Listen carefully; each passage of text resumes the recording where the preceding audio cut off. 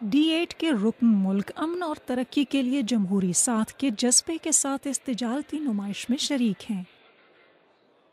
چمڑے کے یہ دلکش بیگ نائجیریا کی سوغات ہے۔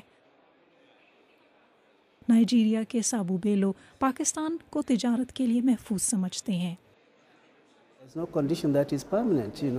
ہم سمجھتے ہیں کہ یہ صورتحال ہمیشہ برقرار نہیں رہے گی۔ پاکستان اس سے نکل آئے گا۔ کہیں سے تو شروع کرنا ہوگا اور جلدی، تاکہ دیر نہ ہو جائے۔ انڈونیشیا اس نمائش میں سی فوڈ کی مارکیٹنگ کر رہا ہے۔ ساؤتھ ہوتاگالونگ اس نمائش کو رکن ملکوں اور خاص طور پر پاکستان کے ساتھ تجارتی تعاون بڑھانے کا ذریعہ سمجھتے ہیں۔ پاکستان کے پاس بہت وسائل ہیں اور انڈونیشیا کے پاس بھی۔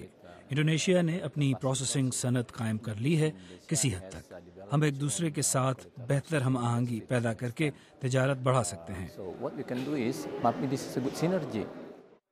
نمائش میں ملائیشین پام آئل کا اسٹال نمایاں اور منفرد نظر آیا۔ پاکستان ملائیشیا سے پام آئل خریدنے والا دوسرا بڑا ملک ہے۔ اب جس انڈسٹری سے میرا تعلق ہے، جو ایڈیبل آئل اور فوڈ انڈسٹری ہے، وہ تمام کی تمام بیس کرتی ہے امپورٹ کے اوپر، را مٹیریل۔ امپورٹ میں پچھلے 3 سال میں ایک تو کموڈٹی کی پرائسز بہت بڑھ گئی ہیں، دوسرا انرجی شارٹیج کے علاوہ کاسٹ آف انرجی بہت بڑھ گئی ہے۔ اس نمائش میں D8 کے دوسرے رکن ملکوں سمیت پاکستان نے بھی اپنی اشیاء نمائش کے لیے رکھی ہیں۔ D8 سے ماضی میں اس طرح کے نتائج حاصل نہیں کیے جا سکے جن کی خواہش کی جاتی رہی۔ اس حوالے سے وزیر خارجہ ہنا ربانی کھر پر امید نظر آئیں۔ ہم سمجھتے ہیں کہ سب رکن ممالک اب جمہوریت میں بدل چکے ہیں، لہٰذا اب بہتر طریقے سے کام کیا جا سکتا ہے، کیونکہ غیر جمہوری سے جمہوری ہونے کا سفر بہت اہم ہے۔